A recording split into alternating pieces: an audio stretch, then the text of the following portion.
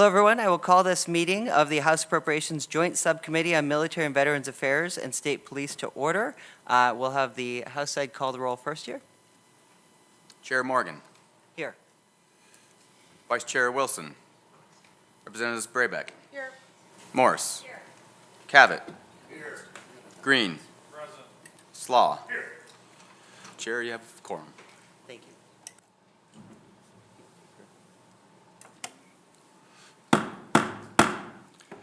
Good morning. The Senate Subcommittee on Military, Veterans Affairs, and State Police is called to order. It's always great to be back in the House. It's been a little while for me. Will the clerk please call the roll? Senator Hertel. Here. Senator Kleinfeld. Here. Senator Tice. Here. Sir, you have a quorum. Thank you, Mr. Clerk. I do need a motion to approve the meeting minutes of February 27th, 2024. Motion by Senator Kleinfeld. I'm sorry, Vice Chair Kleinfeld. Without objection, the minutes are approved. Great. Thank you so much. And it's great to be here for our joint subcommittee hearing. The goal here is efficiency for our folks in the department and having you present to us once rather than twice. And it's great to be with our Senate counterparts here, all working together on this budget. So I will jump right into things and call on Ann Zerbe, the Executive Director and Chief Executive Officer of the Michigan Veteran Homes, to present an update on its ongoing work, developments with the construction of a new Veterans Home facility in Marquette, and its FY 2024-25 Executive Recommended Budget Recommendations. The mic is yours. Thank you so much for being with us today. Thanks for having me. I'm just checking on the volume here since I'm a little bit further away. I did make sure that I tried to plan 15 minutes because we did think we had MVFA here as well, so we should have plenty of time for questions at the end, should you guys have them. So today I wanted to focus a little bit. I know that some of you have seen aspects of this presentation before, are more familiar with what we do at the veteran homes than others, but providing some of that background on what the program is, an overview of our funding specifically, so the different types of revenue that we receive at the veteran homes. I wanted to provide a little more information on our expenditures and where the vast majority of those expenditures are, so you understand, hey, what is it exactly that we're appropriating funding for, and then talk a little bit about our executive recommendation for this coming fiscal year. The other thing I will mention, and it's sort of sprinkled in here, and I didn't get into a lot of detail on some of the clinical updates we've made, but I did try to talk a little bit about some of the performance improvement efforts we have tried to implement related to budget. So things that are specifically focused on that fiscal element. So as background, the State Veteran Home Program under the VA is regulated by both state and federal laws. This is the program under which we operate. Whenever you have a state veteran home, it needs to be owned and operated by the state. So that means the actual physical building and the land it's on need to be owned by the state. There aren't opportunities for things like leases and partnerships with private entities. For operation, there must be at least one state employee providing oversight at each of the facilities, and that varies from state to state. In our state in Michigan, we have more of a larger state workforce. There are other states where they have one or two state employees, and then they work with a private entity to actually operate. The program oversight is provided by the VA, which means they come in annually for survey. They will come in for for-cause surveys. We receive our funding from them in large part. But I would say that we in Michigan are not unique, but we also have oversight provided by other entities, which I'll talk about a little bit later in the presentation.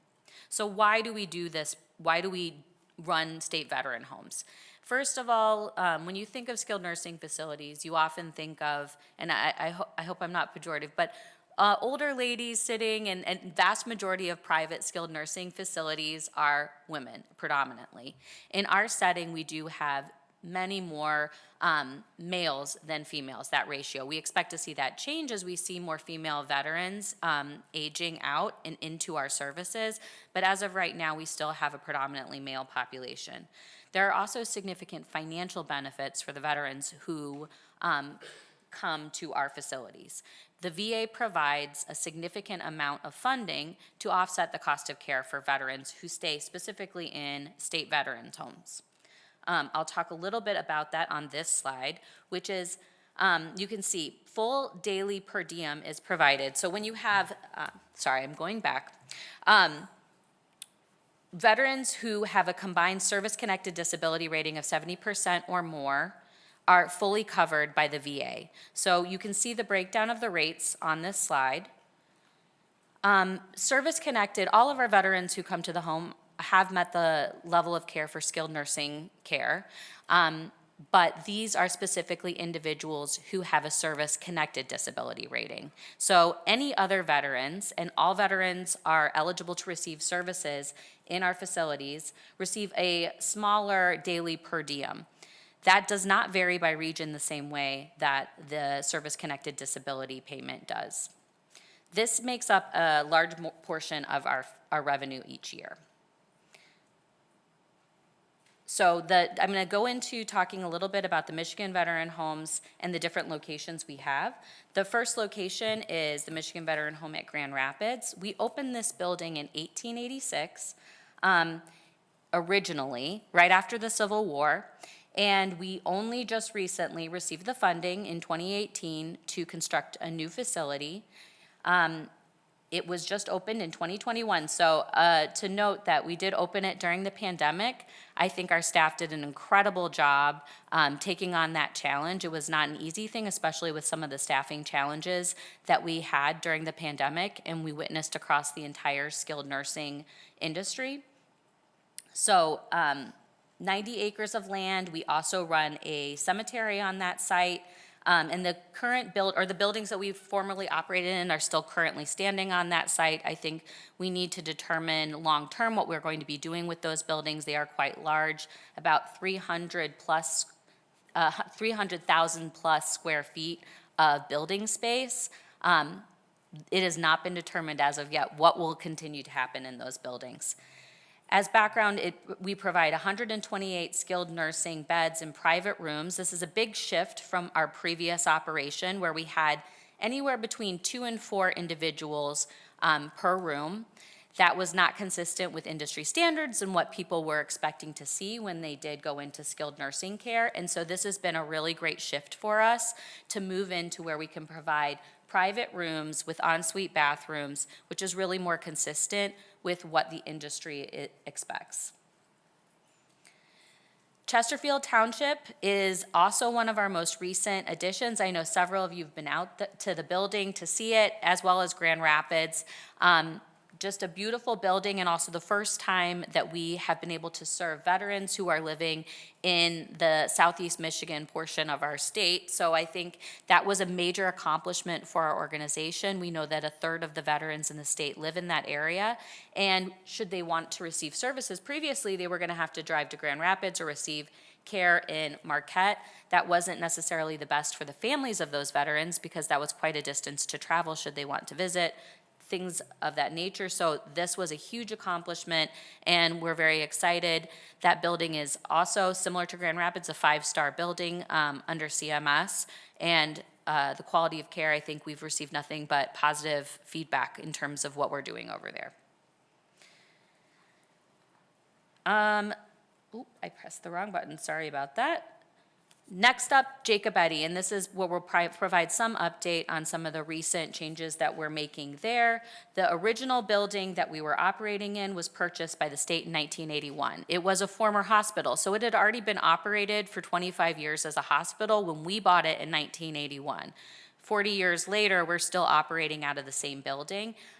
We are struggling with some of the infrastructure challenges that we face in that building. Just because it is old, it's a little out of date. You're getting to the point where you have to replace some of those major infrastructure systems within the building. Fortunately, you all provided a state funding to apply for a VA grant for construction, and we have moved forward with that. We've been offered funding We are on the priority list. We were on the priority list. We were offered funding last year. We did defer so that we had time to find land to go ahead and move forward with that project. We're in the final phases of that, and I'll provide some additional information on it as we talk a little bit more about Jacobetti.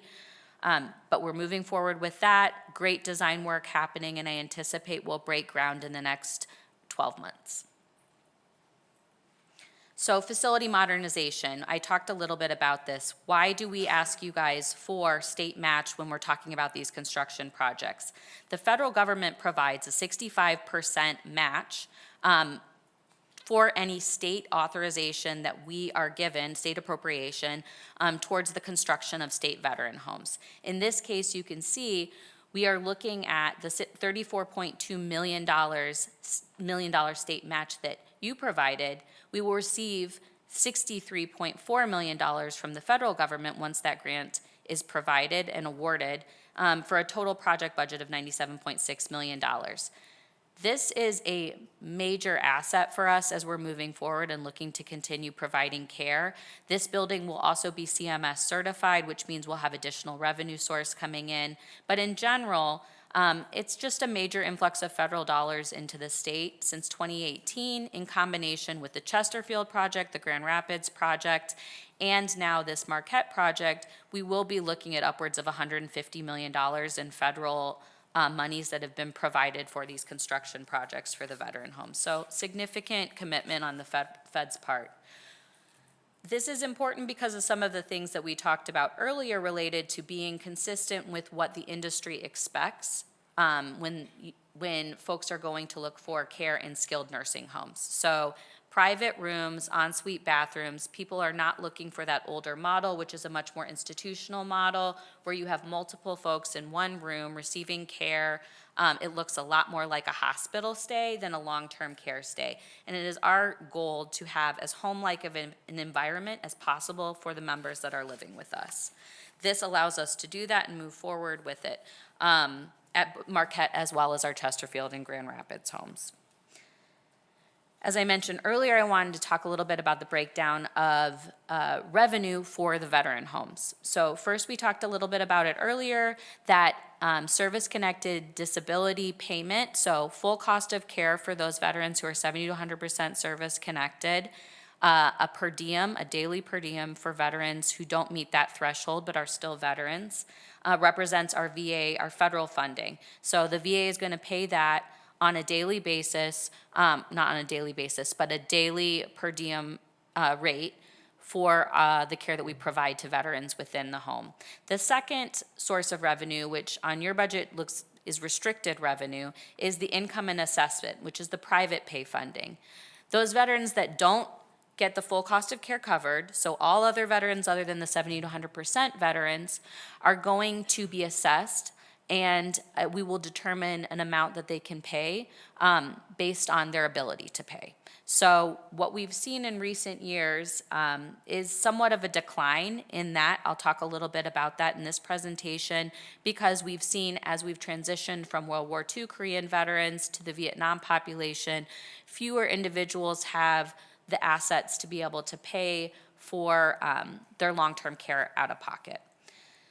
Recently, and this is new in the last several years, and it was in response to some of that declining INA that we were seeing, is the CMS, which represents Medicaid, Medicare funding.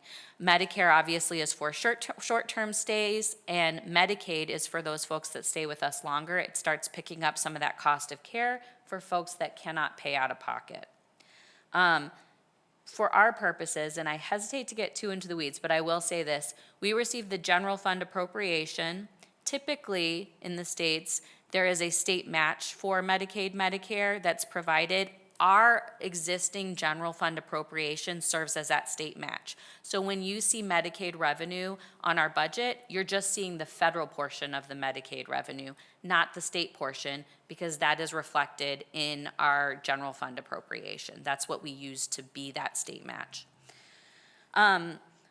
Without CMS certification, this represents a very small portion of our revenue.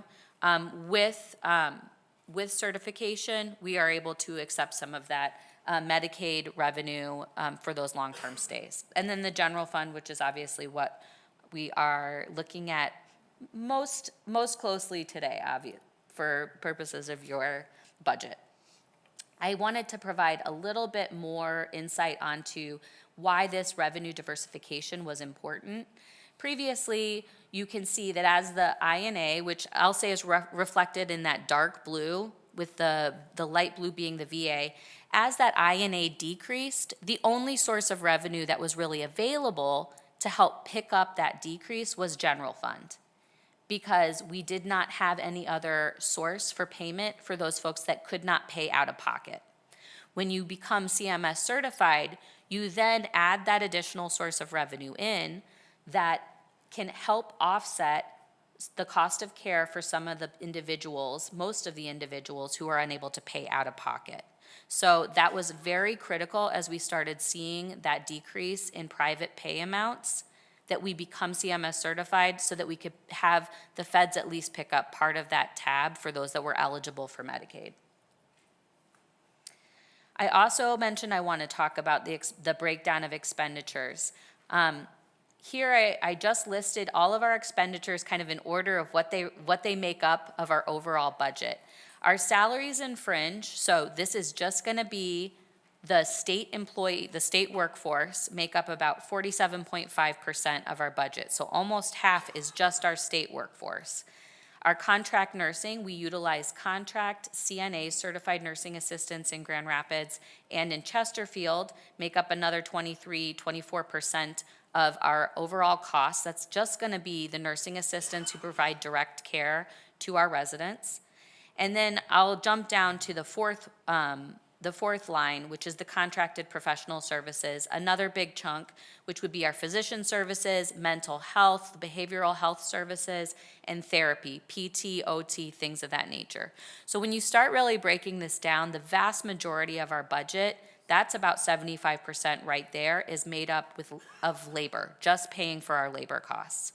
I also want to note that this CSS&M line contains our housekeeping services, our security services, and in Marquette and Chesterfield, our dining services. So even on top of that, 70% of that line is also made up of our labor costs. So really, when you break down everything, you end up seeing that about 90% of the cost of operating these homes is related to labor. So there are really not a lot of areas you can look to cut costs without looking at how it impacts the people that are caring for folks at the homes. That doesn't mean we don't do it. We look for ways to operate efficiently, and I'll talk about some of those, but that is very critical to note when you're thinking about how do we make big cuts in terms of our expenditures. The other one area I want to point out here where there is a fair amount of volatility from year to year, or there can be, is in the area of pharmaceuticals. For the most part, we try to stay pretty consistent. We work with the VA to get the best pricing available on those pharmaceuticals, but for the 70 to 100% veterans, so those that are full cost of care, we are responsible for all the costs associated with any kind of pharmaceuticals they need, so those medications. That usually works fine. However, you can have one instance in which you have an individual who's on extremely expensive medications. So let's say a unusual cancer medication, something like that, and that can end up being, $10,000, $15,000 a month for quite some time. That really does end up taking a hit. You end up taking a hit to your budget with that. So we try to monitor that. We make sure we're on top of it. But that's the one area in here where, while in the other areas you see kind of gradual cost of living increases, the typical things you see with inflation, pharmaceuticals can vary from year to year depending on the population you're serving. So labor-related performance improvement efforts. In the last several years, we've done a comprehensive review of our entire organizational structure. This means we're looking at, do we have the correct positions? Do we have positions that are no longer needed? I'll give you one example. We used to use transcriptionists. That was a very common thing in the medical field. That is not necessarily something that you do in today's industry. So we've looked at, we have individuals that may have been providing transcription services. In our case, they were civil service employees. how do we repurpose our employees that we have, or as people leave our organization, phase out those positions and look at, do we need that position or do we need something different? So all of that has been looked at over the last several years to make sure that we're getting our organizational structure as efficiently structured as possible, where we have positions where we need them and we are not necessarily keeping on board positions where they no longer reflect what we need. We also have worked very closely with our schedulers to make sure that we're monitoring the staffing levels to ensure efficient staffing. We have different acuity levels on different units. You don't always need as many folks on one unit as on another unit where you have higher acuity. So we try to monitor that in real time so you're making the adjustments as you need. Increased employee engagement efforts and just improving performance management practices to make sure accountability is exercised kind of in real time. I think that's just good for morale. It helps reduce turnover. We're in a competitive business when you think about the medical field. So you want to make sure that you are keeping folks on board. It costs money to have folks leave, come back, leave, come back. So we want to make sure we have happy employees to the greatest extent possible. Christine has also been a part of this. This is Christina Pasta, our CFO. We have worked closely with DTMB Accounting Services to change a lot of the ways we've approached our financial business operations. So in my mind, it's just more transparent. We are engaging much more with trying to forecast ahead of time, tracking really closely on our expenditures and forecasting out for the year, the next 2 years. Surprisingly, that wasn't something that was necessarily done as robustly prior to, I would say, the last 6 years.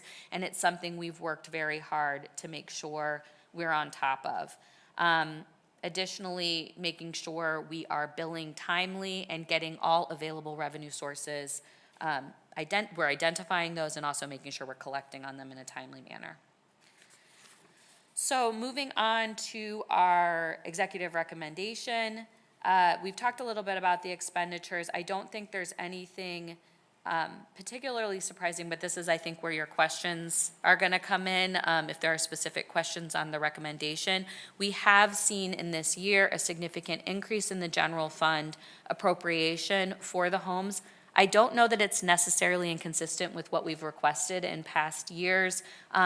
We do think this is reflective of what it costs to operate the homes. And so I think this year, instead of looking at one-time appropriations and supplementals, it is always our goal to provide as accurate a picture of what we think we need to operate the homes as possible to reduce the chances of supplementals. So that is what we've attempted to do from year to year. And I think, again, this year, with the increase, I think it reflects what we need in order to operate these homes.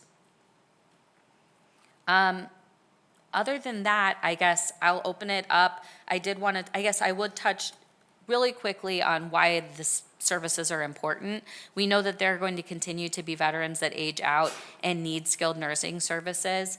And we don't see any change in that. I think that there are folks that are going to want to stay in their own home for as long as possible. So home health services provided by the VA are critical.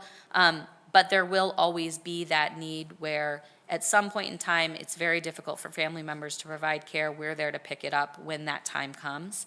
And the feds continue to invest significant funding towards the construction of new homes and ongoing cost of care for the veterans that we provide services to. One other additional thing, some of the current challenges, you already kind of saw it. Recruitment and retention is always challenging with healthcare professionals. I think we are in a competitive field. We need to make sure we keep up with the industry in order to recruit and retain individuals that meet our standards, and addressing the fiscal challenges while maintaining high quality of care. As I talked about with some of the expenditures, the vast majority of our costs are related to labor. So anytime you're talking about major cost cuts, you have to think about how that could impact quality of care and be mindful of that. I think we're always going to look for ways to operate as efficiently as possible, but at the end of the day, we are talking about individuals providing care for the veterans who live in our home. And that takes a certain number of people, and there's a limited ability to cut those costs without impacting the quality of care that we're providing. One last thing, legislative lunch and learns. I know that Ryan Engel, who some of you have met, is going to be doing lunch and learns. I should be there as well. At each of our homes, you are all invited. I'm sure he will be much more articulate and engaging than talking about a budget when you guys come out and see these homes. So I think we would love to have anyone who is interested in coming out and seeing the homes who hasn't previously. And I guess I'll just open it up for questions. Great, thank you so much. Questions over here? I see Vice Chair Cavett and Rep. Morse. Thank you. My question is there a waiting list for any of these facilities? And just looking ahead, are there thoughts about if there isn't a waiting list, like at what point do we think we would need additional capacity down the line? In general, there are, and I was actually just talking with Bruce prior to this, can be waiting lists for certain types of services. So we provide skilled nursing, we provide memory care, and that may vary. We also have different populations. So can we meet your level of care? Can we meet your specific needs? So I would say you're always running a wait list, but it might be because we're waiting for a bed to open up that we can provide the specific type of care that you need. I will also say that the new homes where we have private rooms and ensuite bathrooms, those are more in demand probably than our home up in Marquette right now, where most of the rooms are shared. It's just a different expectation. It's a much older building. We are building a new home up there. We will be reducing capacity because, to your point, we want to make sure we kind of match the number of beds we have to what we think we're going to see in terms of individuals wanting to come live with us. And that's going to decrease with the availability of home health care. People are coming to us later and staying for shorter periods of time. But yeah, we run a wait list, and we do kind of constantly have folks coming in for admission. In Chesterfield, we had a slower ramp up to reach full capacity because of staffing challenges during COVID and the ability to recruit nursing staff. So we haven't been running at full census. We're just getting to that point and closer to that point now, but we do have individuals wanting to be admitted. Great, Vice Chair Cavett. Yeah, thank you for your presentation and being here today. And forgive me, you might have mentioned this, so if I'm asking something. I saw on the funding revenue diversification page, it mentions I&A revenue. Mm-hmm. Could you tell me what that is, I&A? The I&A is going to be that private pay amount. So when individuals come to us and we assess, you're not fully covered by the VA, what is your ability to pay out of pocket? That is going to be that private restricted revenue. Private pay then? Okay. Yes. It doesn't stand for an I or an A, it's just income and assessments. Thank you, okay. Apologies. And then, is there a cap on how much federal revenue we can pull in with that 65% match on the construction of veterans' homes? It isn't, so there is not a cap. It needs to be reasonable, obviously. The VA is going to review your construction plans. They're going to say, yes, we think this is reasonable or not. But in general, my observation is, they're very open to what the states think they need in terms of the construction. Where you run into caps, though, is once you've submitted your budget the first time. So when you submit for the initial grant application process, they're going to limit you to going 10% higher than that original budget request. So some of ours, and this is going back a ways, we used to operate these homes at much higher capacities. So Grand Rapids was operating between 600 and 700 individuals on one campus. When we decided to downsize that, because that's really far too big for a skilled nursing facility at this time, we told the VA we wanted to retain the authorization for those beds so that down the road, if we wanted to, we could spread those out geographically to better serve the population. And we submitted grants for all of those different regions at that time. We'd probably want to pull those and resubmit a budget at this point to make sure that the budget would be sufficient for new construction. But we wanted to get the placeholder in there to make sure if we wanted to have homes in other areas down the road, we had locked in those beds and we were still going to have priority to replace them with the VA. Okay. Thank you. Thank you, Chair. Thank you. One question here, and we'll kick it over to our Senate colleagues, then we can come back if we have more questions. As you're looking at those numbers of beds, my question is related to what you were just mentioning, with the downsizing of those homes to make them a much better living situation for our veterans. What are those needs? I think it sounds like there is not a waiting list, but what are we looking at in terms of, do we need to restore that number of beds long-term throughout the state? What does that look like? I think it would be appropriate long-term. There is the need, if you were to look at geographically spreading out those beds across the state, there is certainly the need. You have a third of the veterans on the east side of the state. So where we had targeted some of the places to build would be, in Flint, Saginaw area. And probably Detroit could sustain a second home. We looked at the I-95 corridor and potentially a smaller build in the northern lower part of the state. People don't want to drive 3 hours to visit their family member. And so the geographic distribution is really important. And I guess I should correct you. I don't have the exact numbers, and I can get you the numbers of our wait lists, but we do have folks waiting to be admitted into the buildings, the newer buildings. Jacobetti, I don't believe we have a wait list right now. But I do anticipate that changing when we build the new building, that we will be operating at full capacity. But yes, certainly when we look at the numbers, long-term, we could sustain and we would have folks that would need care in those buildings if they were better distributed geographically. Gotcha. I would certainly pick Marquette, but that's just me. We'll kick it over to our Senate colleagues, then we can come back after for Rep. Green. Thank you, Chair Morgan, and thank you for being here today. I really appreciate all the information, but all the work that your team does across our state as well. I am lucky enough to have the Chesterfield home in my district, which I've been to many times. I toured it last year after being elected to this position. And at that time, one of the wings was closed because of some of the issues you mentioned. But I'm happy to hear now that it's operating close to or at full census, as some of those staffing issues have been worked out. But every time I visit the home, I hear from residents about how much they love it there. You can feel it when you're in the building and you talk with the residents, how much they enjoy being there, they want to be there, and it's not so much a medical facility, it really does feel like a residential, it feels like their home. And so we want to help get you all the resources to make sure you can continue to do that across the state.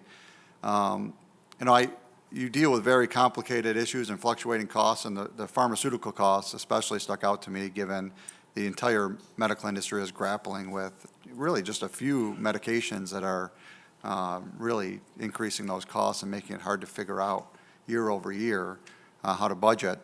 And in the last few cycles, I know the last two for sure, I think we've had to do supplementals to kind of, get you the resources that you need time and time. Do you think the executive recommendation here will get you to a spot, I'm not going to hold you to this, but a spot where those might be less needed, get you the funding you need to get through? I think that it's doable. I think that it's aggressive. In our business, we have fluctuating revenue and fluctuating expenditures. And the biggest one is going to be the revenue. I think the last several years, we were challenged to try to see how lean we could get, because it was unknown with these new buildings, how lean can you operate these? And I think we are at a point where we have a pretty good idea at this point what our operating costs are within reason. And then it's just, to me, the goal is always do everything you can not to come back and ask for supplementals at the end of the year, budget certainty. And that means some years you are going to have some additional federal revenue come in, and that's going to be put aside as restricted revenue carry forward, so that in years where you don't have as good of a revenue forecast, you can utilize that restricted revenue carry forward to plug the budget holes and not have to ask for supplementals. So you want to have it right on where some years will look good, you'll have a little extra, some years you'll have that extra to put in and plug the hole. Does that make sense? No, that is helpful. Thank you. Vice Chair Kleinfeld. Thank you. Thank you for the presentation. Mine is a very simple, easy question. Under the financial and accounting related improvements that you have in here, the increased controls, separation of duties, audits and reconciliations, as well as the developing of the general ledger and chart of accounts, were any of these items identified as a material weakness or significant deficiency in an audit?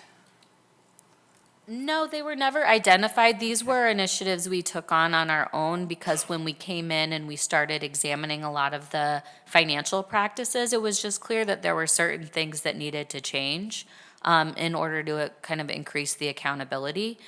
So that's been an initiative we've been working on probably, for 4 years now, to go through all of these accounting practices and adjust them so that we think they better reflected kind of what they should have looked like previous.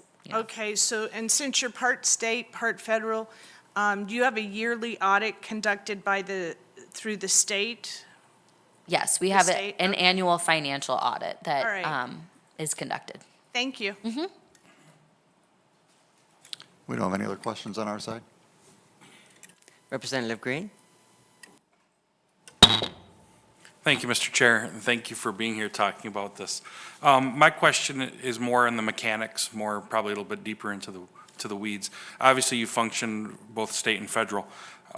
With the geographic redistribution of beds, as well functioning with the federal VA system, do you all go through the certificate of need process to be licensed for a certain number of beds, or how does that work in relation to the licensing and such?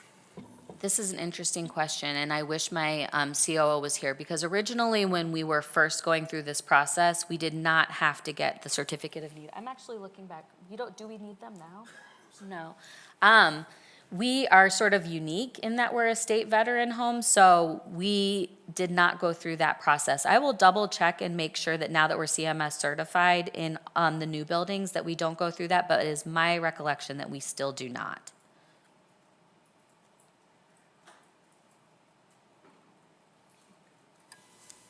Great. Any other questions? With that, I just want to thank you so much for presenting today, and thank you for being flexible. We originally wanted to talk about veteran homelessness as well, but for the sake of limited time and a hard stop at 10, I wanted to make sure we had ample time to talk about this issue, because it is really important. How we house our veterans is critically important, and the work that you all are doing on these homes is significant in recent years. So I wanted to make sure that we're fully aware of what's going on, we have time for questions and have this discussion. So this is great. Thank you so much, and I will yield to my counterpart, Chair Hertel, in case he has any final comments. Thank you again for coming in, and I look forward to working with you as we finalize this budget and hopefully get you the resources that you need to continue all the great things that you're doing. So thank you. No further business from the Senate side. We are adjourned. With no further business from the House side, we are adjourned.